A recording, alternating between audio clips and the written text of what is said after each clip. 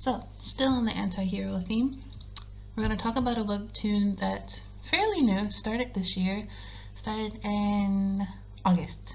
Yeah, started this year in August, but it was a web novel before. It's called Omniscient Reader, and the web novel, the web novel is called Omniscient Reader Viewpoint, and the web novel is written by Xing,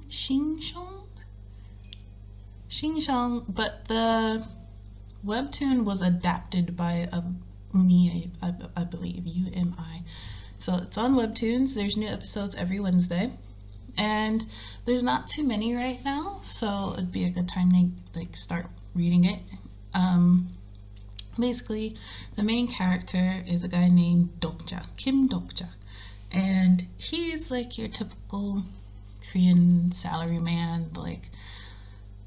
He's not like a bum, but he's not very successful, just kind of average, and he's not obsessed, but he's a really big fan of this web novel he's been reading since he was in middle school, because it has over 3,000 chapters, and it's called 3 Ways to Survive the Apocalypse. And he finishes the novel while he's on the subway home, and as soon as he finishes it, bam, his whole world changes. The world becomes pretty much apocalyptic in a way. There's this weird creature called a dokebi, I think that's how you say it. A dokebi, which they're kind of cute but terrifying at the same time. They're like demonic Furbies. That's the best way I can describe it. Looks like a demonic Furby. And he realizes what's happening is exactly the lines he's read in the book. So he's somewhat of an anti-hero because, at least in the beginning of the webtoon anyway, I haven't read the web novel. That's actually finished. The web novel is finished. But in the beginning of the webtoon, you see he comes off kind of very calculating and just like, all right, I need to do this to survive, and he doesn't mind kind of manipulating people a bit to get on to the next scenario. They each have different scenarios they have to complete, and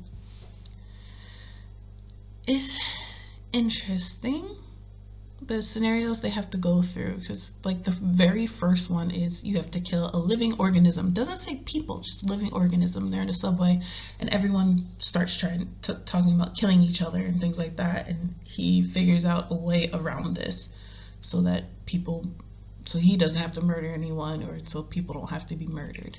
So it's interesting to see how he works out the ways to get through these scenarios and how he interacts with other people, since all through his life he's kind of just been on his own, doesn't really have friends or anything like that.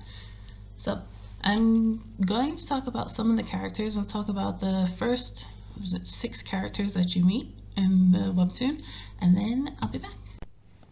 So this is Kim Dokja. He lacks social skills because he was never really made any friends as a kid, and it's hinted in the web novel that he had, well, not hinted, I think they go into it, that he had a kind of sad childhood. Then you have Yu Sanga. She works with Dokja.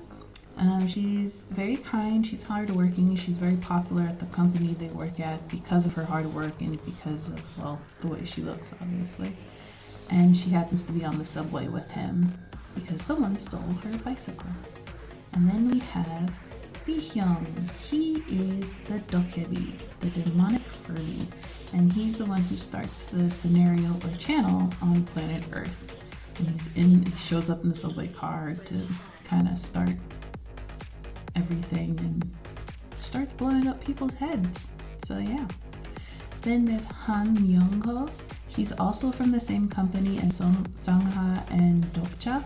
He's actually the CEO of Financial Advisory or something like that. Anyway, he's a jerk and a coward. So yeah, I don't like him. Then there's Lee Gil-young. He's also on the subway. He's a 10-year-old boy. He ends up going with Dokja, and he actually helps out in the first scenario because he's carrying a box of insects, and he ends up with a pretty cool ability later on in the series. and he's very smart.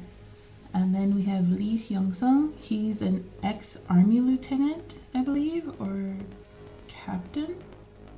Anyways, he's on the subway. He's very loyal, wants to help everyone, and he's also very strong. Though maybe not the brightest crayon in the box. But I like him. I like his character. He's a sweetheart. Alright, so those are the first 6 characters that you meet. And like I said, the Dokebi kind of looks like a demonic Furby, doesn't it?